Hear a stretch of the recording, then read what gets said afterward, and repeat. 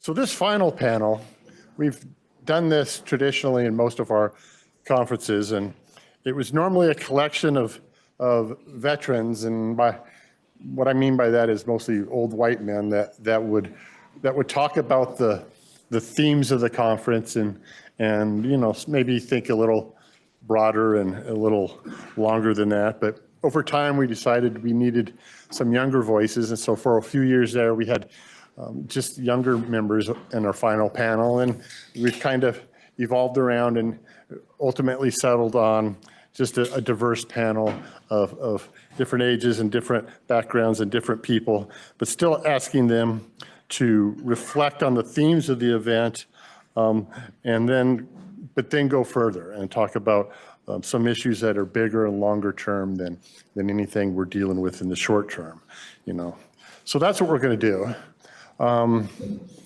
Another tradition that we've developed in recent years is that we have John Fleck do this because he loves to do this. And he's really good at this, but he's also really sick today, so he's not here. So he was sick yesterday, and he watched the event at his hotel room, and then he rallied and came to the reception, and then he got sick again, so he went home. So John, if you're watching, hope you're still alive. And if not, just don't pay attention. So I know John well, I could say things like that. But the panel showed up, so that's good.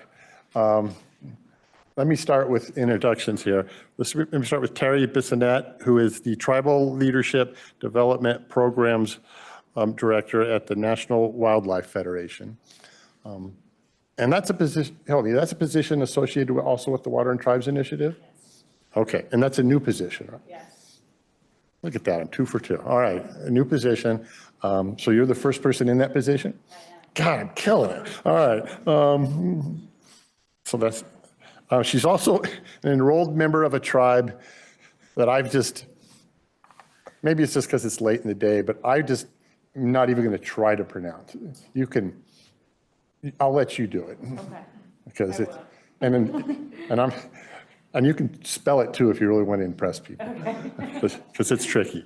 So we have Terri. Eric, next on the lineup there. Eric makes me laugh that when I look at, like I was looking at the registration list for this event, and Eric just puts his affiliation as retired, and I've seen him do that before. And it's like Eric spends his time on a park bench feeding bread to the ducks or something. That's not what Eric does. He's the former GM of the Colorado River District. It's just in western Colorado. Now he's an author and essentially a freelance water policy analyst. And I work with Eric quite a bit. I like working with Eric because he always seems to be a step ahead of everyone else in terms of his thinking. So everyone needs colleagues, a few colleagues like that. Next up, we have John Weisheit, who is co-founder of Living Rivers, based in Moab. He's also the Colorado River Keeper in the Water Keeper Alliance. And I always wondered what it meant to be the river keeper. I mean, if your job's to keep the river in the channel, you're doing a poor job. But I'm guessing that's not what that means. I promise to get better. Well, that's all I could ask, John. He's also a river guide and has been a river guide for many years, so he knows the river very well. And the last on the panel here, Elizabeth Koebele, who I pronounced her name wrong for most of the first 8 to 10 years I knew you. Tell me Koebele is correct. Oh, okay. Okay. That look, I thought, like, you're still doing it wrong? No.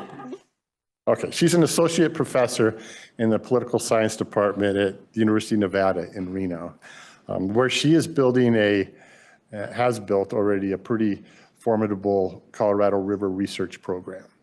And I know she's interviewed a lot of people in this room, so you might know more people here than I do. That's a scary thought. All right, she's a CU grad, so I've known her a long time, so it's great when she gets a chance to come back here. Not only is it great to to have her back here, but it's also great that she volunteered since she had some idea of what John's plan was, but she has volunteered to take the seed of what, I guess it was just a seed of what we thought John wanted to do, and she's going to try to implement it herself, which means having 2 core questions that she will run through with the panel to get their responses to. Then I think she might have a few follow-up questions. I might have a few questions. I'm going to try to stay out of her way, but I'm not real good at that, but we'll try to do it that way. But by the time that happens, we want to transition and like we've done in other sessions, have questions that you guys have submitted through the Slido process. And so that's the plan. And we do it with a heavy heart without John here, but we will carry on. All right. Do you have everything you need? I think so. Okay, then I'll get out of your way. Great. Thank you, Doug. So I'm actually going to use a little inspiration from Matt McKinney, who wrote a prompt for this panel that sort of encapsulates 2 different questions, and I've split those out. So I'll start with one, and we'll run through some responses, and then we will move on to the second one. So, and a few of the panelists have asked me if they can sort of elaborate on who they are and their background and give us a little bit more introduction to themselves, as well as a little bit of framing for their responses. So feel free to do that as we move down the line if you would like. All right, so the first question, Matt wrote that crafting new reservoir operations rules is the current focus of most of our attention and debate. Thinking longer term, however, the basin has several more fundamental issues that will demand thoughtful discussion and necessitate cultivating new ideas and new leadership. So I'm going to ask the panel if you could each elaborate on 1 or 2 of these longer term issues that's particularly top of mind to you or for you, and reflect a little bit on whether we've been talking about it. Have you heard conversations about this longer term issue or not? What do we need to be talking about instead over the last few days? So Terri, do you want to start on this one and we'll work our way down? Sure. So good afternoon, everyone. My name is Terri Bissonette. I am Gaunojé-Kaning Anishinaabe from the Great Lakes region. Although I did grow up here in Colorado, my mom moved out here during relocation, federal relocation. So we do have over 200 tribes represented in the Denver metro area in particular because of federal relocation for the most part. And I am one of those folks. I'm in a little bit of a unique space. I'm a longtime educator. I'm a reading teacher by trade. I worked at a tribal college on the Pine Ridge Reservation, and then I also most recently founded and operated American Indian Academy of Denver, which was a public charter school in Denver and Denver Public Schools. We unfortunately closed in 2023. I was working as an independent consultant, and actually, this is all brand new to me. I feel like a novice. I actually went to school here at CU Boulder, and I feel like I'm right back learning. It's a steep learning curve. I've been kind of elbowing people, asking them what different acronyms mean. There's a lot of acronyms in this space, that's for sure. So I'm brand new to the conservation space and also to the water space, and so I'm learning a lot. I've been told by several people, "Oh, that's great. That's what we need," because we need some fresh voices and some fresh eyes on things that we've been looking at for many of you for decades and decades.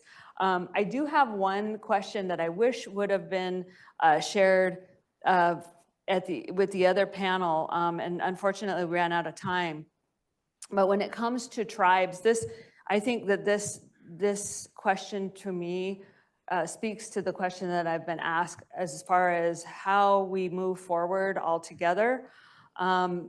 Why are state agencies / representatives willing to use tribes as examples of dire needs and challenges, but not actually put forth an approach that protects tribal interests first?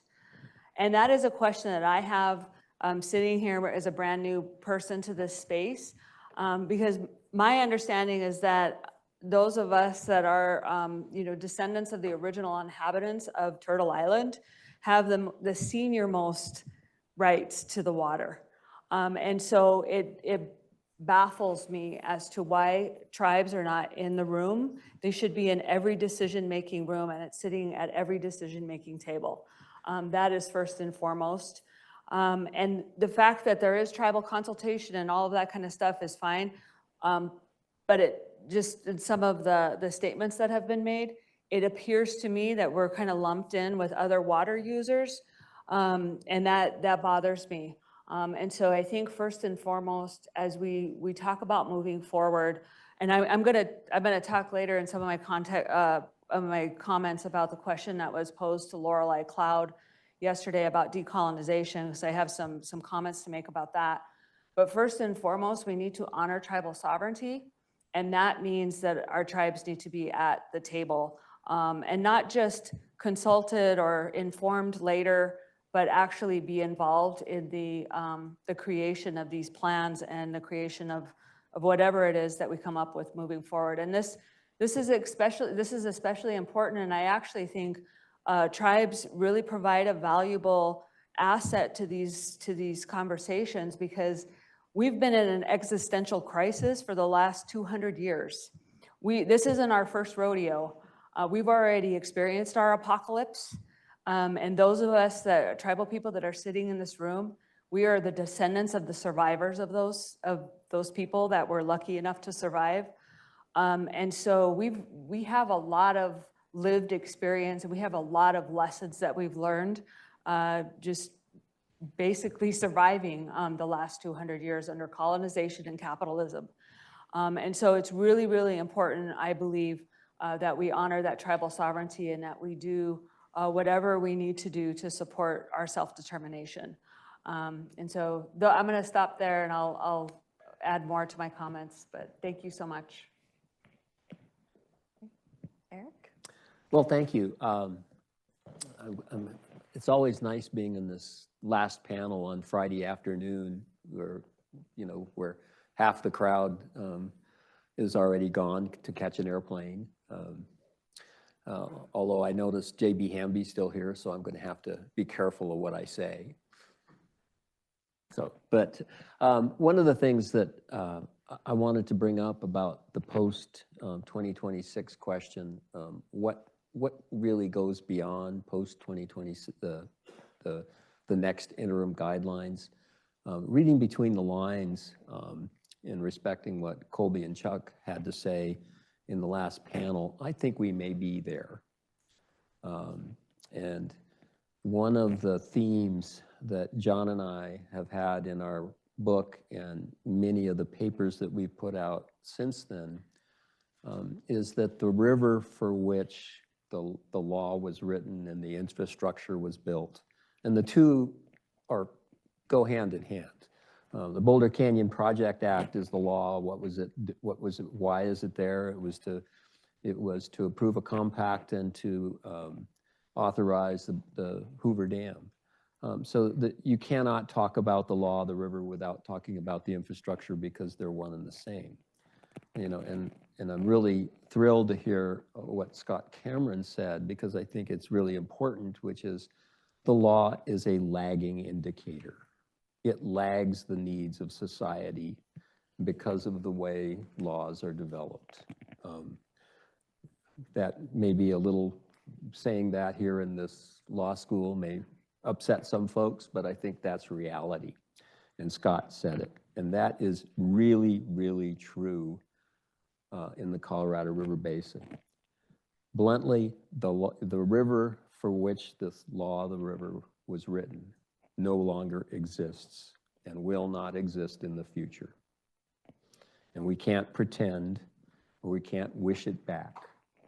And what I'm getting at is the Colorado River Compact. I had a interesting sidebar conversation with a longtime colleague from Western Colorado, and he basically acknowledged perhaps the Colorado River Compact has outlived its usefulness. And it was very useful. It was extremely useful, but it was written for a 20 million acre foot river.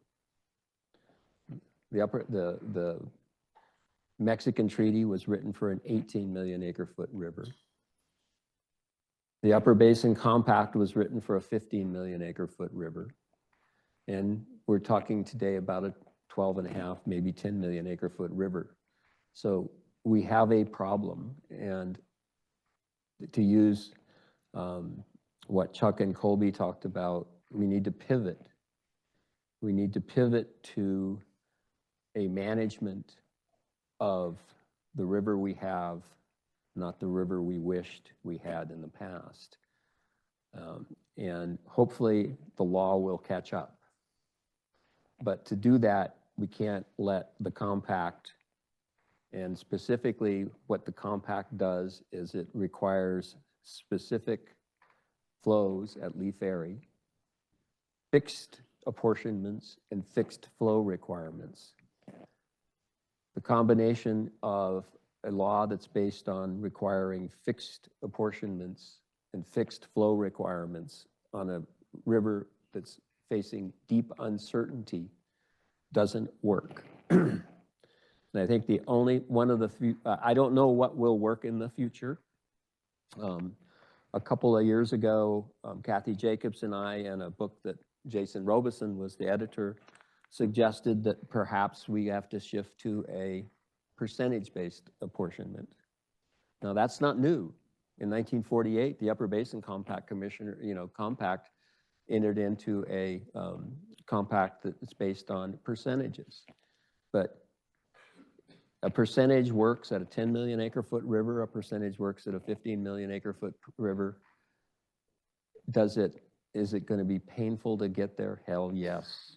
But those fixed apportionments are a recipe for disaster.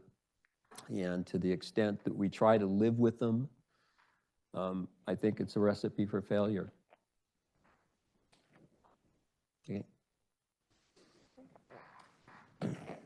Yes, my name is John Weisheit, and I live in Moab, Utah, and I was born in Los Angeles County, and I lived there till 1966. I'm 71 years old.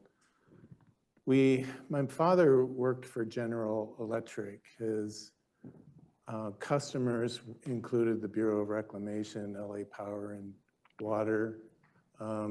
We moved to Maricopa County in 1966 because General Electric was going to open up was going to service APS and Arizona Public Service, and who was going to build a 3-unit nuclear power plant.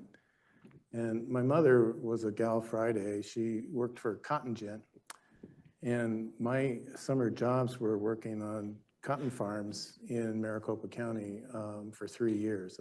I was an irrigator. I actually got to run the tractors and learned a lot about farming. The most alarming thing was that this pristine groundwater was going on cash crops such as cotton, and that was very disturbing to me. I left Maricopa County when the Central Arizona project was, the dust from the construction was approaching my home, and I decided that I didn't want to live in a county with 6 million people, so I moved to Moab, Utah, which does not to this day take water out of the Colorado River, but even that has changed. There's now a proposal to do that very thing. I moved there in 1987. I was destined to be a Grand Canyon River guide, but I decided that I would much rather work above Glen Canyon Dam. The reason why is I got to do the San Juan River, the Dolores River, the Green River, Lador, Yampa, and Cataract. And, I had to learn geology for each river. I had to learn the geography and the culture for each river, and I had to do my homework. It's very embarrassing to answer questions from clients by saying, I do not know. So I made it a goal to know as much as I possibly could. I think that started especially when Dave Wagner was in charge of the Glen Canyon environmental studies, because I became a boatman for scientists, and I'm now doing trips with scientists, and I'm learning a lot about the things that I had questions about. And I developed this great relationship with scientists, and that hasn't really stopped. To this day, I've done 35 trips with Jane Belknap and Bob Webb, and maybe 5 or 6 trips with Vic Baker. And, I've learned a lot about climate change. These things have been pointed out to me. And when I was doing this science, both reservoirs were full. And it was hard. I could understand why you might not feel impacts of climate change, but that became very self-evident in the research that we were doing. And we knew that this scarcity that we're now having was expected. I wasn't surprised when these things happen. So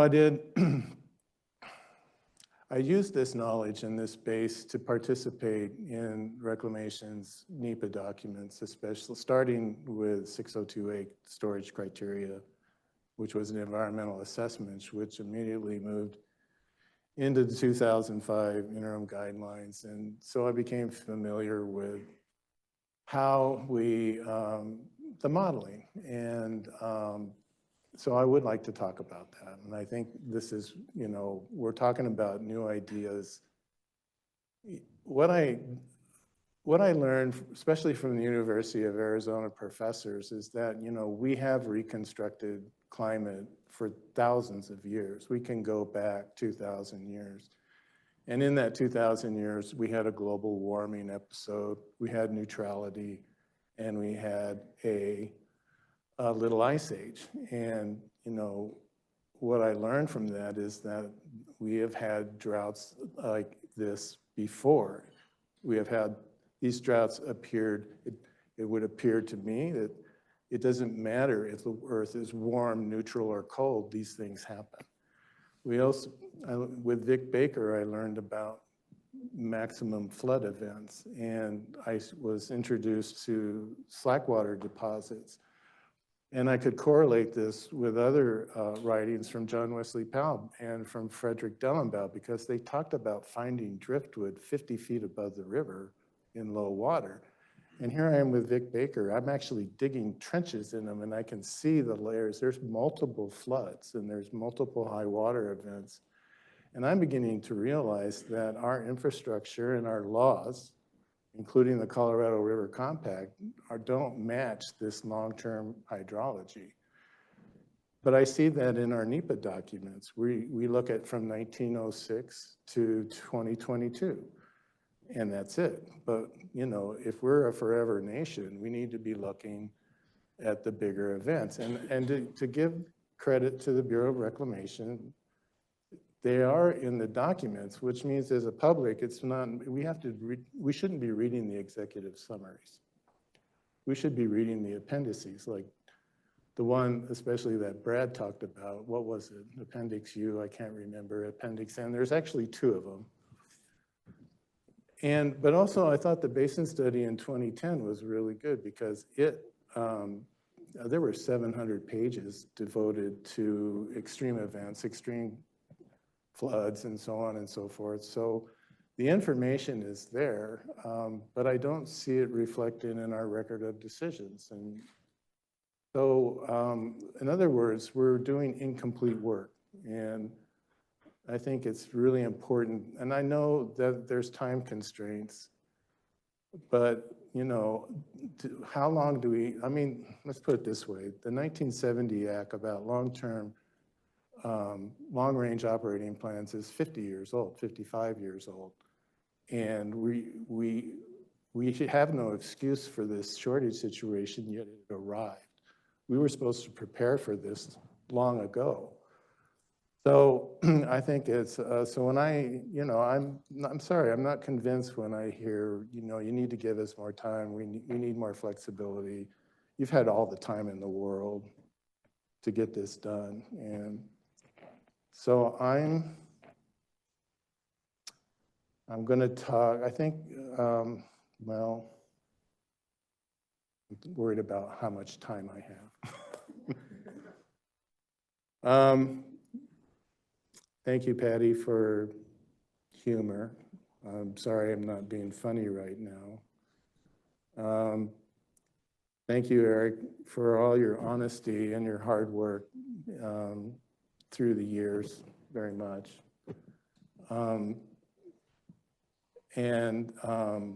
So I just want, I really want this to be, I want this to be done. And I want it to be done not just for 20 years, I want it to be done for 200 years. And I don't think that, because if we're going to be a forever nation like the tribes, I would like to think we are, I think we need longer term management plans.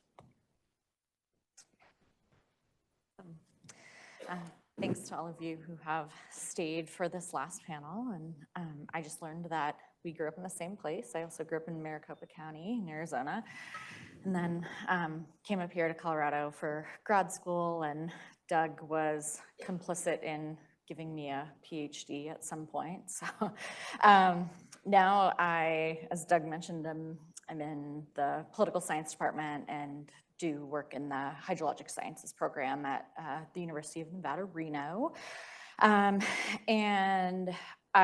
Just as a little bit of background for my comments and connecting to a couple other things I heard this week or these last couple days. I was also, in addition to my academic role, I was the former lead of the Southwest portion of the US National Climate Assessment before the scope of that was pulled for reassessment a couple weeks ago. And that's part of this kind of trend that Brad talked a lot about yesterday as this move away from all things climate. And that's really scary to me in the context of some of the things we've heard already on this panel. The other little bit of background context Doug also alluded to, as I've been really lucky to be on sabbatical from my job for the last year. I spent it driving 7,500 miles around the Colorado River Basin and living out of 3 boxes in the back of my Subaru. And I interviewed 70 of you. Many of you are here, and I'm really grateful for the time you took and the invitations to your offices and your homes and your favorite bars and all of the fun stuff I got to do and learn. So I will try to tie in some of those reflections. There's a lot of data analysis to come. But when I think about this question about a longer term issue, I remember back when kind of the post-2026 process stuff was gearing up, and I remember hearing the term parallel processes a lot. And after asking a whole bunch of people what those were, I don't think any of us really know what a parallel process is, but I think this question kind of gets at that, that there are these things that we need to address in the basin that are not suitable to address through the post-2026 NEPA process. So instead of talking about kind of a specific issue, as someone who studies governance and governance structures, I think one of the fundamental things we need to address is sort of the governance structure, the shape of governance in the basin, and that's not something that can happen in a post-2026 NEPA process. I've asked a lot of people about kind of the current structure, alternate structures, and several of you have argued that there's actually no structure, at least formally, for governing the Colorado River, and what sort of exists informally doesn't really have authority in some cases.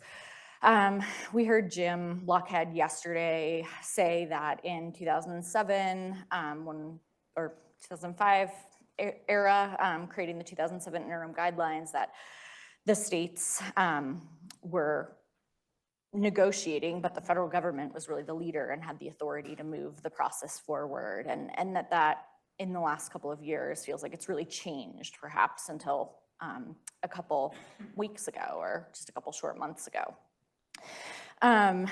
Other people have told me, we we have these 7 principles and they're responsible for making decisions. And I've heard stories about successful negotiations when there's the 7 people or sometimes even subsets of those 7 people really at the core of making decisions. But, you know, we're also talking about expanding the table, adding voices that have been marginalized or left out of the conversation. So what does the structure sort of look like is what I've been pondering. And I've heard about things like having legal and technical advisors at the table. So, you know, then we go from 7 folks to, I don't know, a little over 20. We've experimented in the past with having other contractors, other leaders beyond the 7 principles at the table. Sometimes that's done equally across states. Sometimes that's proportional to different users and contractors. So, you know, maybe this is somewhere between 14 and 30 people. We've had federal, state, tribe meetings, not kind of formalized into a governance process, but where we've had, you know, technically 38, but probably closer to 50 or 100 in the room. And then I've also heard a lot about these different structures. So do we have a table in the middle with some folks on the outside? Someone gave me this really wonderful analogy about should this be like a wedding where there's all these little tables and we kind of float around and talk to each other. I think, you know, we've also had these conversations. People in this room have called for the development of a river basin organization or a commission for the basin that maybe doesn't even have governing authority, but can do things like we've heard about in the past few days, things like securing and utilizing funding coherently in the basin, developing cross-state water market mechanisms, those sorts of things. So I think kind of at the core of thinking about all these past models and potential models, the trade-off really is between decision-making kind of efficiency and inclusion. We heard just earlier today that it's really hard to get consensus among 75 people. But we also know right now, or what we have been doing, is also not leading to consensus. And I think that's fundamentally an issue with a lack of development of trust between the people who are in the room. So maybe, you know, those trusting relationships are more important than the number at some point. Drawing on a couple other comments that I heard yesterday in these veins, perhaps expanding the table is a way to expand the scope of decision-making. Jennifer Pitt said this yesterday, to help people find more wins. Thinking about expanding political cover, having more people in the room, understanding what these negotiators are going through as they're really making hard trade-offs.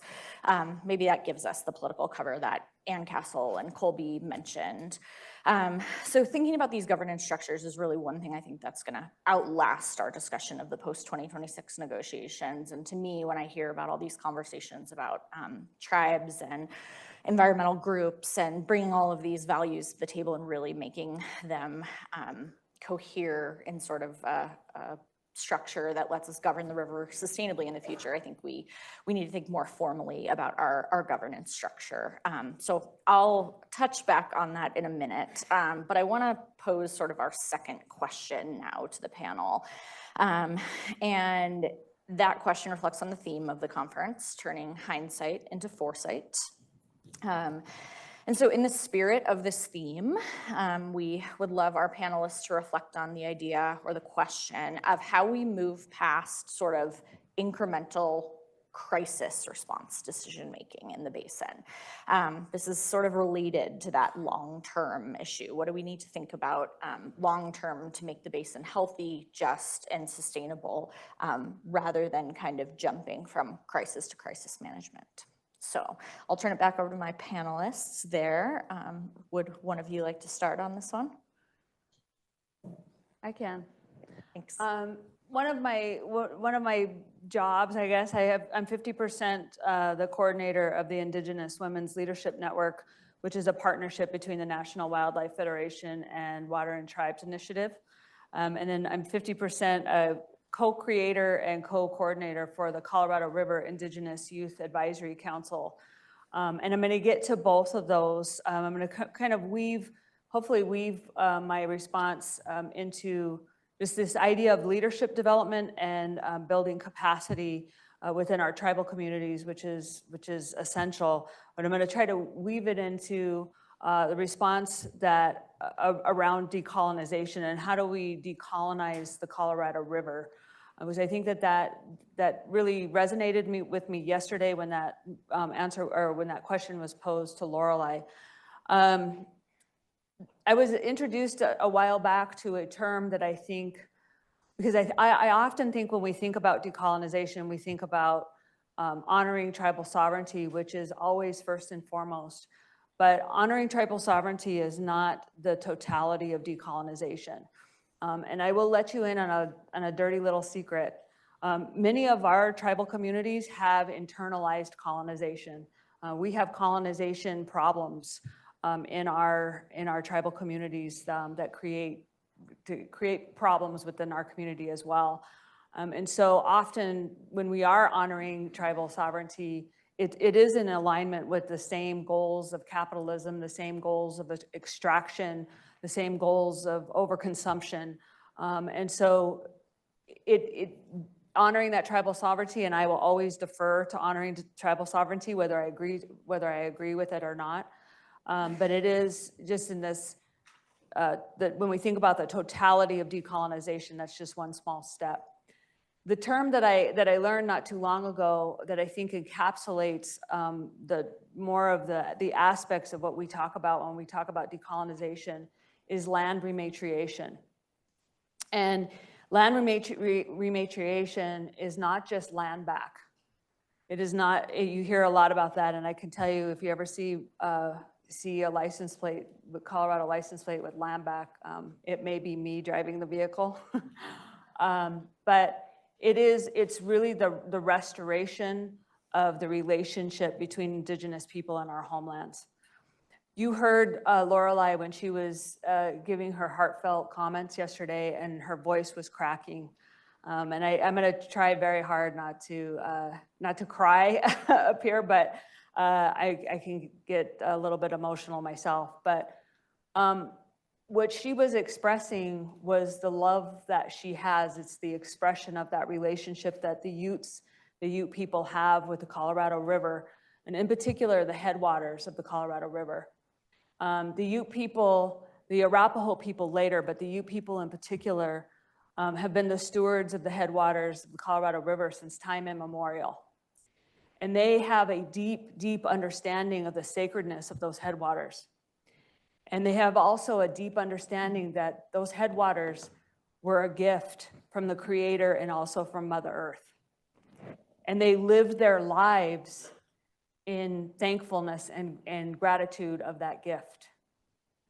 And that is what she was expressing yesterday. And that is, first and foremost, that's what land rematriation is about the restoration of that relationship. A relationship that has had many, many violent attacks on it. It's amazing that we still have any relationship with our homelands, but we still do. The other parts of rematriation are the return of the understanding of interconnectedness of all things, both living and non-living. I actually was in a great conversation with a gentleman who works on the international level in the water world, and who brings a lot of Indigenous groups to these high-level water conversations. And he was telling me that oftentimes when we start talking about land, we start talking about homelands, the water people in the room kind of check out, right? The hydrologists, the scientists, they kind of check out because to them, once we start talking about land, it doesn't pertain to them. So the separation that somehow things are not all connected is again baffling to me. There was another question in the queue that also kind of spoke to this. There was a question that said something about how do you marry the environmental interests with the cultural interests when it comes to tribal interests, and I can tell you there's no separation of that. I think Roger and Lorelei both, and there was a couple of other speakers yesterday that really spoke very beautifully and eloquently to this, that we are the water and the water is us. We are the land and the land is us. There is no separation between the two. And that's really, really important. So the other part of recreation that's important is the return to our matriarchies. And I have had the great honor, and I think that in the Indigenous Women's Leadership Network is a key component in returning us to those matriarchies. Returning our matriarchies is honoring our first mother, which is our sacred Mother Earth. I have had the honor to help coordinate and help support some, and forgive my language, but some really badass women in the last few months. And these are women that on the daily demonstrate an intentional reciprocity to not only to their people, but also to everyone who comes into contact with them. They exude the spirit of generosity, and they also consistently speak truth with steadfastness and humility. All of those things, and those are traditional values of ours, all of those things are necessary in any of these conversations that we're having, regardless of where we come from. And so I'm really, really proud, and as I said, I'm humbled to be able to help support these women who do this work on a daily basis. The other part of rematriation, and I'm going to talk a little bit about Brian Ritchie's presentation, and it was funny because we talked about, oh, they're going to talk about agriculture. I'm not really interested in agriculture, but I actually was really in rapt attention to his presentation, and especially the numbers of the impact of the imbalance that has been created with our commitment to the cattle industry and to cattle itself. And it just reminded me that a part of rematriation is the return of our sacred bison. It's the return of wolves, beavers, our sacred salmon, and any other keystone species that ensure the balance of our ecosystems. It is imperative that these keystone species be returned to our homelands. The other part of rematriation, and I'm going to go back and I apologize, I'm going to pronounce the tribe wrong. I practiced and I know I'm going to pronounce it wrong. But the presentation by the Kachan tribe, I said it wrong. But in returning land back to its original state, getting rid of invasive species, replanting indigenous trees, shrubs, and other flora and fauna is extremely important as we move forward. As we think about how are we going to create a sustainable Colorado River that will benefit all of us. Those things cannot be left out. We cannot separate. This can't just be a focus on the plumbing plan, on the water in, water out. It just can't. We can't, they say the definition of insanity is repeating the same thing over and over and expecting a different result. And I'm afraid that's kind of where we're headed. And this focus on scarcity, we know the answers. I can promise you that we know the answers of how do we get back to a healthy and sustainable ecosystem? How do we take care of one another? And we have to start with taking care of our Mother Earth. That's first and foremost. So land rematriation is something that if there was enough letters in a license plate, that's what my license plate would say. I'm going to stop there and I'll talk about the youth council if I get a chance, but I'll turn it over. Cool, thank you. Great. Eric? Yeah, I guess the go back to your question about the incrementalism versus the more transformational change. Some of us recall, a few years ago in Santa Fe at one of the Water Education Foundation's former Secretary Babbitt talked about the raging, the dispute between the raging incrementalists and the fundamental changers. And I think at the time it meant a lot, but I'm not, I think we're past that now. I think they both lead to the same place because they have to lead to the same place. This current system doesn't work. You can't continue to manage a system designed for 20 million acre feet or 17 million acre feet with 10 to 12 million acre feet in it. That's not going to work. So to the extent that it's an incremental approach or a more fundamental approach, I don't think it makes much difference in the end because it's going to have to happen. My gut feeling is the incremental approach is more likely to occur just because of human nature. We resist more transformational change, therefore those smaller steps, but we'll get there. We'll get there either way. I think John Fleck is saying that in the end, we can only use as much water as Mother Nature is going to provide in the river system. And whether we get there through an incremental approach or a more transformational approach, we'll get there because we have no choice. Well, I can't help but think about some National Academy science papers that were written in the 1980s when Roger Revelle was chair of climate change. And, you know, his students included people like Tim Burnett and Dan Cayenne. And Tim's no longer with us, but Dan is. And I am talking about incrementalism because, you know, in 1983, when that NAS report was written, the reservoirs were full. And he's talking about a time in the future when the reservoirs would be empty and that we needed to prepare for that. And he said, you need to do it now because it takes 30 to 40 years to change things, to get financing, to create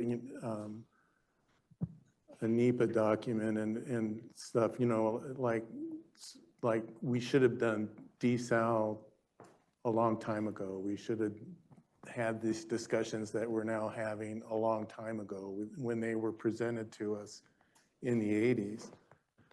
And, you know, our incrementalism since 1983 did not match the outcome that was predicted and which did come true, you know. But what was most interesting is that Professor Revelle actually said, you know, it takes a long time for a warming planet to be self-evident. And he said, and he admitted that it was very unlikely that we would match the challenge and that he felt like we were going to fail. And in fact, he left Scripps, he went to Harvard, and he taught, his goal was to talk about the world population problem. And he felt like that was probably more easy to achieve than adapting to climate change. And then he died in 1991. So the point I'm trying to make is incrementalism is not, it has been tried and it failed. And so to continue going down that road means failure is our future. Maybe that's the solution. Maybe we do have to fail. Maybe that's when we will, the barriers that Koebele mentioned go away. Maybe that's when we become humble. Maybe that's when we become creative. And I don't want that to happen, but if that does, I hope that that's how we approach it rather than to do it violently or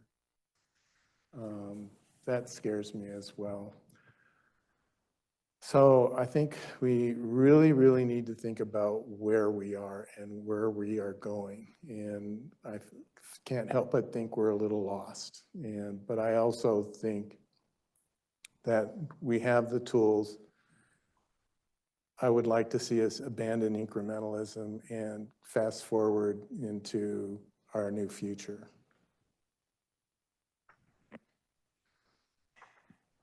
So thinking about this kind of crisis to crisis management approach and the challenges there, what Eric said about the fact that it's hard to motivate ourselves in the absence of a crisis to do something, that really resonates with me. But I don't think we need to just stop there and say that it's impossible.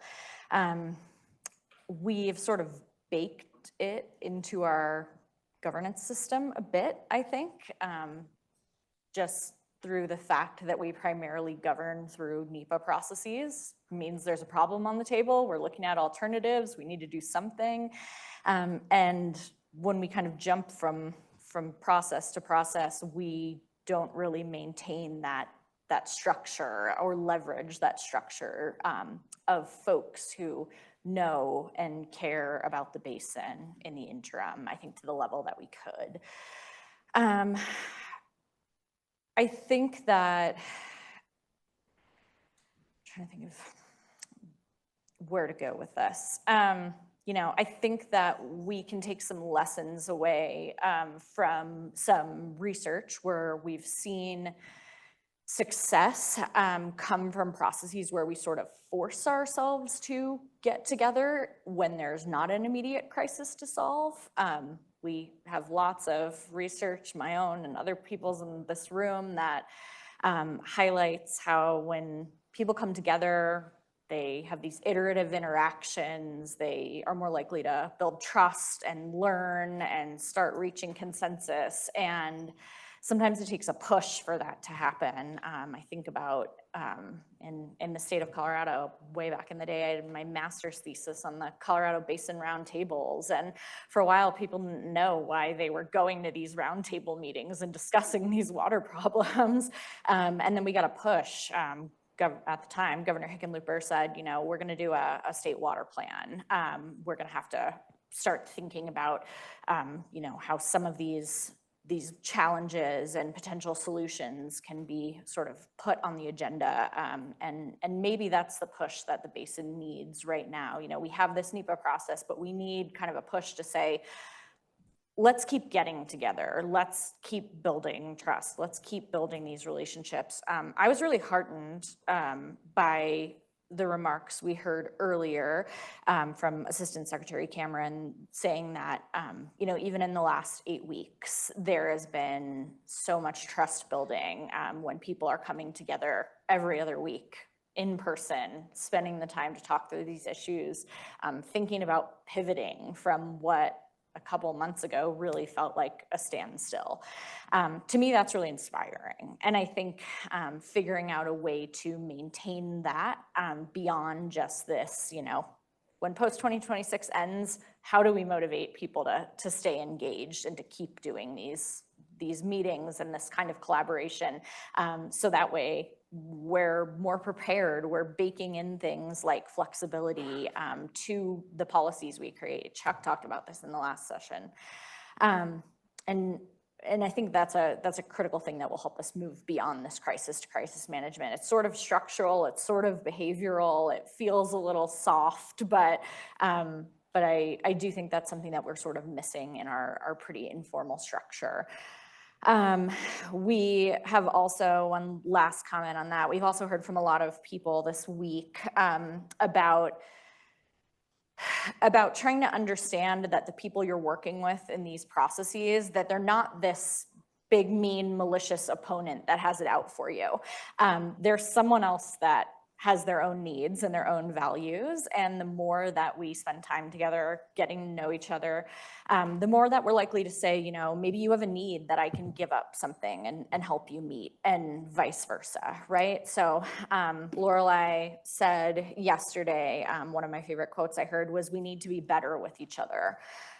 Jason and Jay talked about the importance of understanding each other's positions for moving a deal forward. We heard about these last 8 weeks and the out-of-the-box thinking that's arisen. So I would just argue that figuring out how to maintain this bit of momentum, maybe that's back to the snowball metaphor that Colby made, you know, not crushing the snowball, but continuing, even past the decision phase, when we don't have an immediate next problem to solve, but when we want to prepare ourselves for kind of a more sustainable governance structure.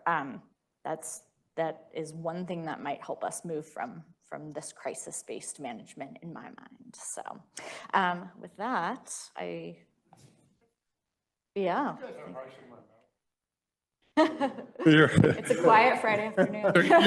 The current system doesn't work, the math doesn't work, the law doesn't work, the governance doesn't work, the relationships between man and environment doesn't work. We've tried incrementalism, it doesn't work. That's not super encouraging.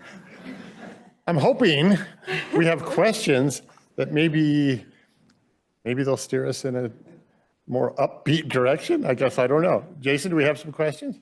Celine, either, both? I'm going to jump over the question that's gotten the most votes to go to the question that's gotten the second most votes. So exercising facilitator's prerogative.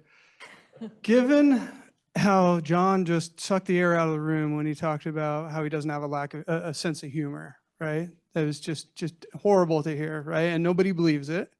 The question is, John, do you have a go-to joke? If so, please share.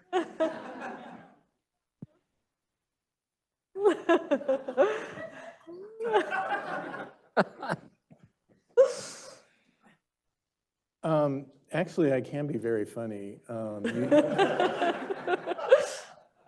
You should do a river trip with me.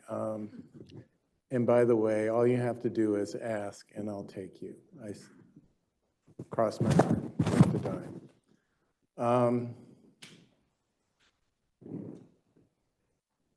You know, I spent a lifetime on the Colorado River, and every trip that I do delights me and saddens me at the same time, you know.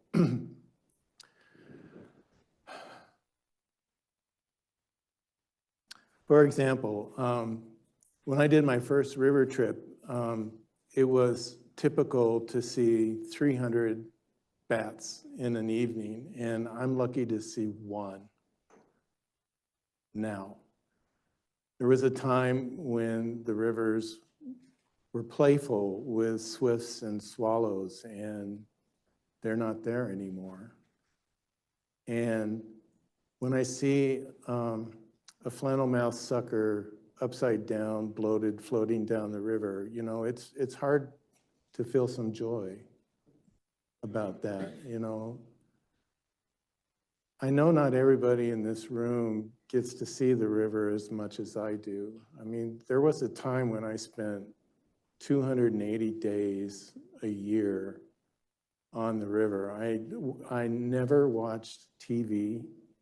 I didn't have one. I missed elections. I wasn't voting. You know, I was just removed from society. I was in a bubble. And so I decided that I had to do something just to live with myself. You know, the river gave me so much. And if I can't return the favor, then I just can't live within myself. And I'm here to tell you that it's hard to have humor with this kind of sadness that I have to see on every trip. But the joy that I see for the person who does his first river trip erases that all away. And I can actually enjoy my time on the river. And maybe the next Colorado River Compact has to be done on the river and not in some stuffy hotel. And maybe that's what we have to do. Maybe the solution to the Colorado River is do more river trips. And but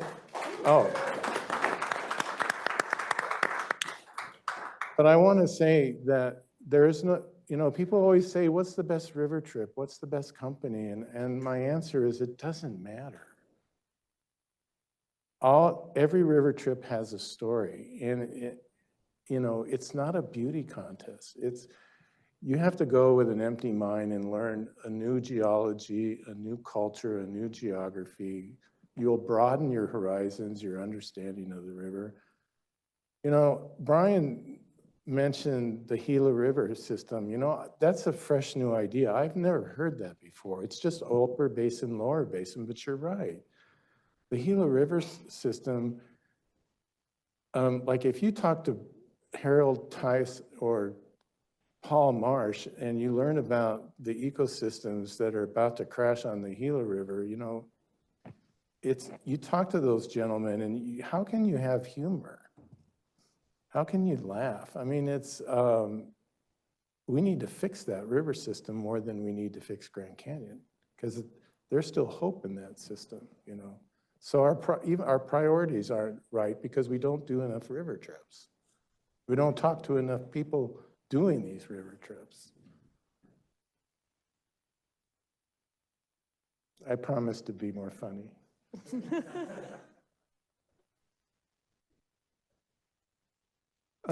Just really quickly, There's no actual we joke. did interviews of 150 different people when we first started WTI a long time ago, and we interviewed somebody who said they were conceived on the Colorado River.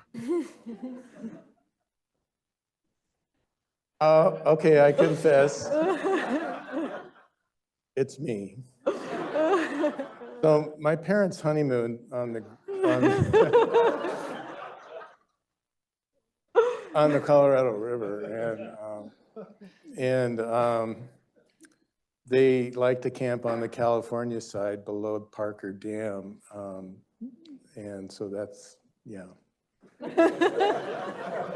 But there's another there's another coincidence in my life. So I was born on July 3rd, 1954, and I'm reading congressional testimony. And so obviously it was about the Colorado River Storage Project Act, and the people, they were having a late night session, and I was born in a late night session on July 3rd, and the people who were talking was David Brower and Northcutt Ely. And I went, you know, and it turns out, you know, those are my heroes. David Brower and Northcutt Ely are my heroes. And because I saw those two gentlemen had different objectives, different employers, but what they did want was a resilient, sustainable Colorado River. And they had this discussion on the day I was born. So I look at that as the river chose me, I didn't choose the river. Thanks for bringing that up. The things you learn at water conferences. I think this will probably be for Eric or Terri first. Do you think the idea that Eric shared of creating a new compact based more on a percentage plays a role in decolonization? Oh, wow, you're asking a specific water question to the one person that knows very little about water. I'm gonna defer to Eric on that one. But I do hope that we have a Colorado River Basin Indigenous Youth Council here for the first time. They're sitting in the back row. Founding Youth Council. And I do think that it's important, you know, I was really struck by that question yesterday that I didn't think that the panelists answered very, very directly about mentorship, succession planning. What are we doing for the generation that it's going to be left holding the bag? And I do a lot of, I think that one of the reasons why I was hired for this position is I've done a lot of youth development, leadership, program development, and execution, especially with Native youth. And you know, these generations that are coming up behind us they're fierce. They often don't ask permission. They often don't ask for forgiveness. They have an intuitive knowledge of things that are way beyond their lived experience, and they're justifiably angry. They're angry that this is what we're leaving them with. And they're disheartened and they're disappointed. They're disappointed in those, our generations that have, to them, like we didn't care enough or we weren't concerned enough to do better. And I think that we just, we owe it to them to do better so that they can ensure that they have a future on this earth. And I want to talk about some of the stuff, the relationship building. We have one of our youth council members is a community organizer. And I know that it was mentioned in the previous panel about how do you drum up public support? When there isn't a crisis, when there isn't something, I mean, there is a crisis. We're in a don't look up situation. The asteroid is coming, but we have too many people not looking up. But you can't skip over the relationship building. We want transformative change. We want sustainable change. And it starts with building relationships. And oftentimes, even with community organizers, even with people who are change agents, they want to skip over that part because it's tedious, it takes time. It feels like you're going 2 steps forward, 1 step back, 2 steps forward, 1 step back, but you can't skip over it. It's really, really important. I also want to mention something that they wanted me to bring up was the power of social media. And drumming up support. So community organizers in our communities who are relaying this information. We talk about the bad PR that these 7 state negotiators have. That people think that everything's being done behind closed doors, and you've got folks that sat up here that say, but we're not. It's publicly available information. But that message is not getting through to our communities. So I don't know if it's a PR problem. I don't know, but I do know that having folks that are, those community connectors, which is a better word, that can relay that information is extremely important. And our young people use social media, and it's a powerful tool. And I know that many of us in the older generations, we discount it, we dismiss it. And we know that it has a huge downside as well. But it can be very instrumental, and especially our younger generations, of relaying information and of engaging in that rallying cry. And it's really, really important. And I hope one of the things that bothered our youth council is the lack of youth representation at this conference. I hope next year, they will be in a position to be more visible and to be more participatory in this conference and conferences like this, because I think that it's really, really important. These are the generations that we're leaving this mess with. And they have to be in these rooms. They have to be a part of it because they have to know what they're dealing with. And so I apologize for not answering the question. But I did want to just get that in, and I'll refer to Eric. What was the question again? Sorry. So coincidentally, one of the questions that was posed directly below that one is just, hey, Terry, tell us about the Colorado River Indigenous Youth Advisory Council. Okay. So the intuitive part of you, you're just spot on, seamless. But the question for you, Eric, it is a bridge question between your remarks and Terry's remarks. This idea of creating a new compact or interstate and basin-wide sharing agreement that's based on percentages or more on a percentage basis. Do you think something like that could play a role in decolonization? Well, yeah, I do. And in fact, when we made this suggestion, Kathy Jacobs and I made this suggestion a few years ago, we didn't say there needed to be a two-way split, upper basin and lower basin. We basically said there needed to be a split, upper basin uses, lower basin uses, but we also had to deal with tribal needs, unused and present tribal needs, and the environmental needs.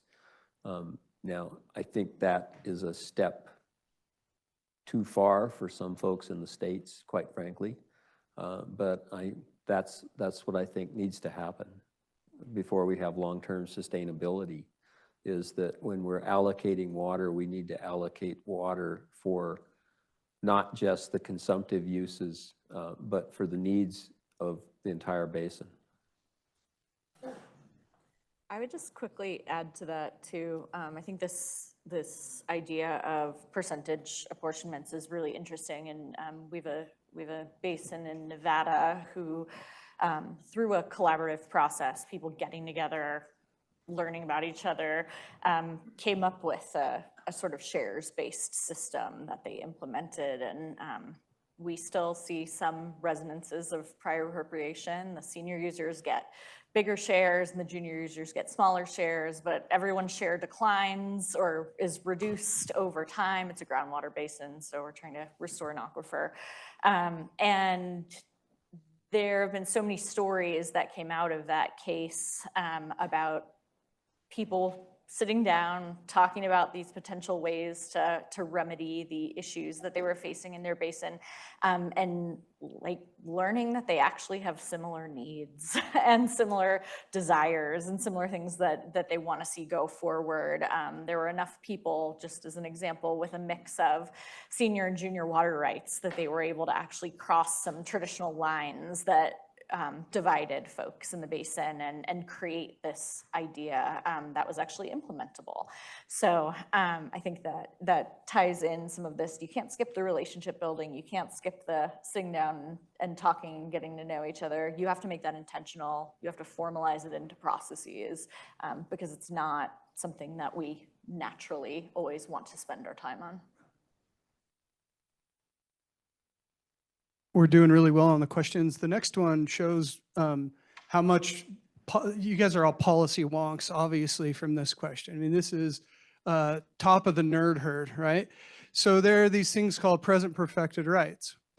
And Article 8 of the Colorado River Compact says present perfected rights are going to be unimpaired by the compact. And Article 4 of the Upper Basin Compact says those present perfected rights are not touched if there's ever curtailment. There's a fight over whether the cutoff date for those present perfected rights is 1922 or 1929, but there's these things called PPRs, right?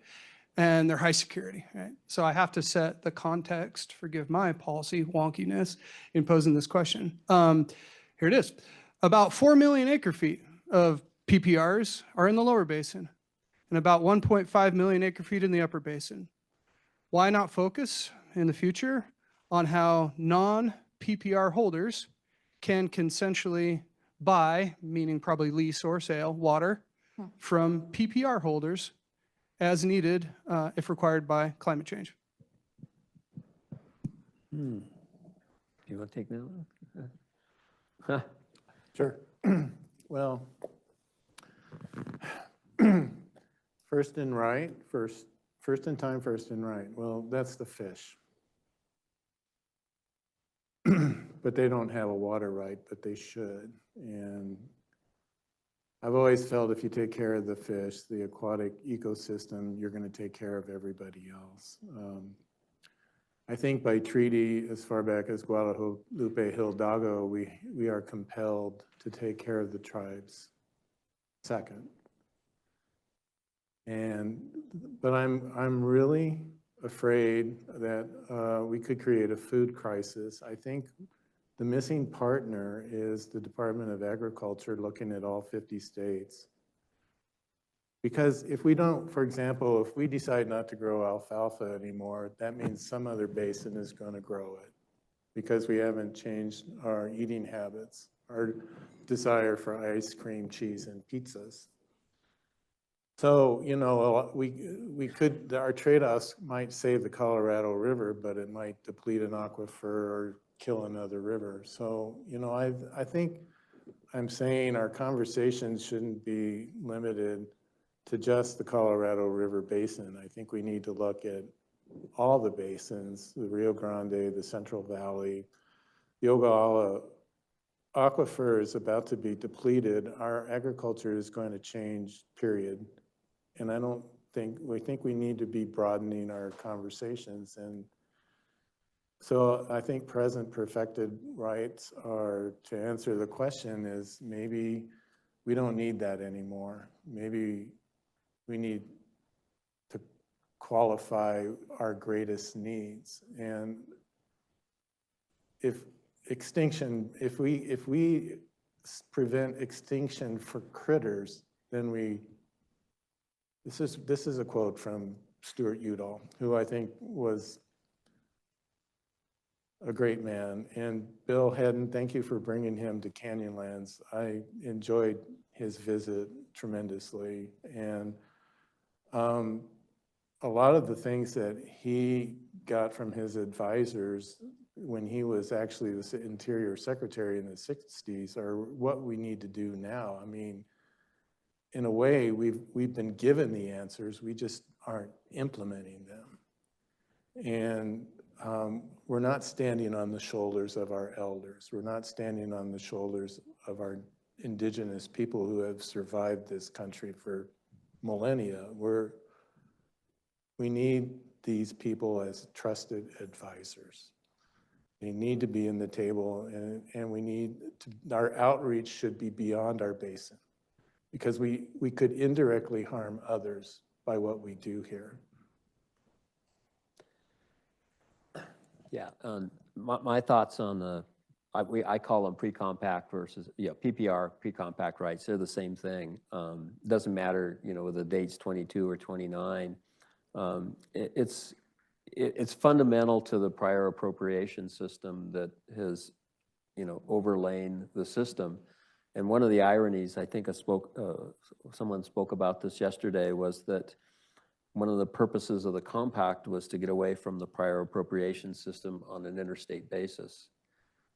Yet in the lower basin, we tried to get away from the prior appropriation system on an interstate basis, then we put it back on with the 28 Act and the Arizona v. California and all those other kinds of things.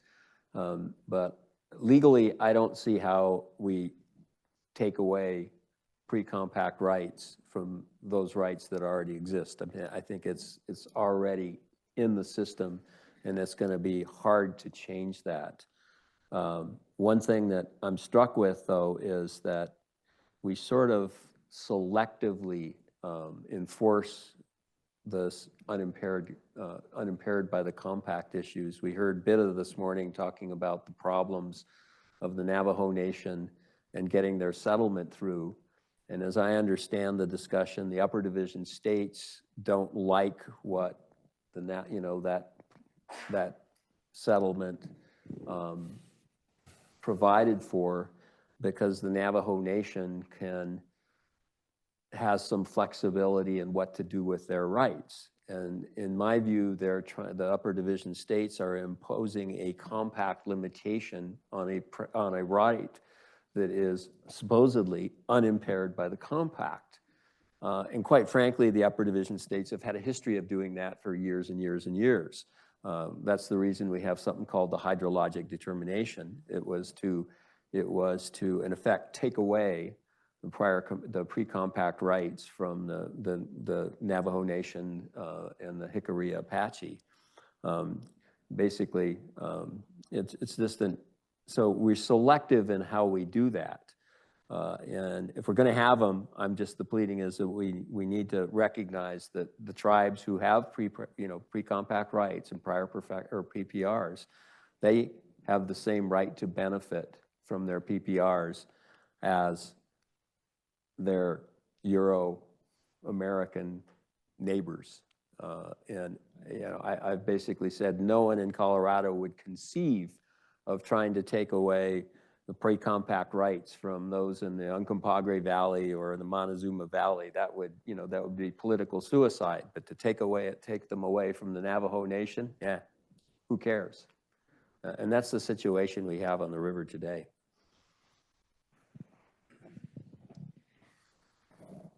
So we have a couple of questions that are bringing something that I discussed in the hallway to a finer point. So I'm going to give you the questions and also ask you to clarify something for us. So we have a few questions about the compact. Can we keep it but change the numbers? Can we update the numbers? There's a question about Hoover said the compact was would meet the needs for 50 years? How do we revise it to be flexible? But it really calls into question, are we revising the compact? What governance decisions are we actually making today? And then can you answer those questions?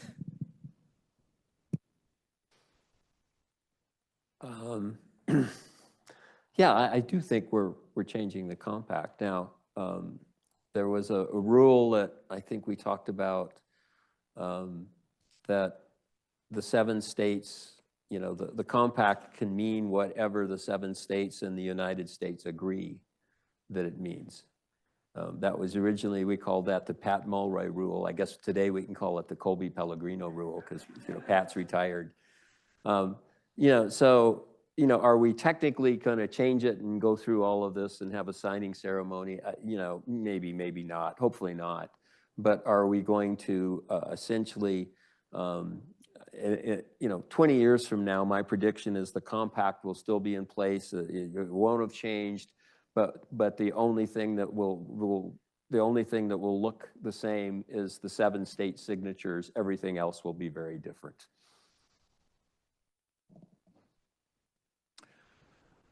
Well, I want the compact completely annihilated and changed. Because it just isn't a living document. And if you're going to have a living river, you need a living document. I mean, Hoover was supposed to have that done before Thanksgiving. That was an order. And it didn't look like he was going to do it until Delph Carpenter said, I have a great idea. And that, you know, and that was divide the basin. And that, you know, that dividing the basin is a solution, you know, and we're stuck with this terrible compromise. By the way, it was Arthur Powell Davis's suggestion. Sorry. That's an entirely new subject. Yeah, he's an interesting character he was. Fascinating, but they're exhausting. So I think we're going to wrap this up. Because I think we're at the end of our energy here. So let's wrap this up. Thank you to the panel.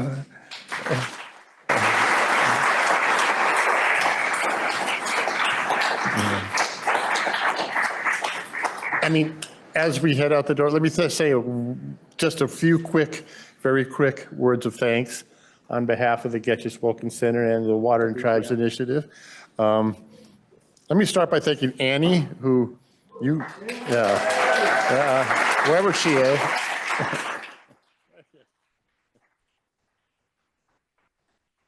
And she appreciates applause, but if you really want to thank Annie, take your trash with you when you leave, because otherwise we're in here cleaning trash for an hour. And I guess there's so many, you know, I don't want to go through a long list of things, but I will say that there's so many organizations and speakers that contribute to this event with their time and with their expertise and with their finances. And it's not only appreciated, but I mean, it's essential. We can't do this without the contributions from all of you. And as you've noticed, we rely on you not just to pay a fee and sit in a chair, but we rely on you to lead a discussion through our questions, and it's much appreciated. And at times, it's a lot of fun. And that's about all I got. Gerald, did you want to say something? Okay. Yeah, I just wanted to say, you know, thank you. And Doug said all that already, but for my 2 brothers that were here, and one of them gave me this incredible gift, and the other one gave me a gift as well, unexpected. I'll say, and to them and to you, Nihan Dahamu, which means till we see you again.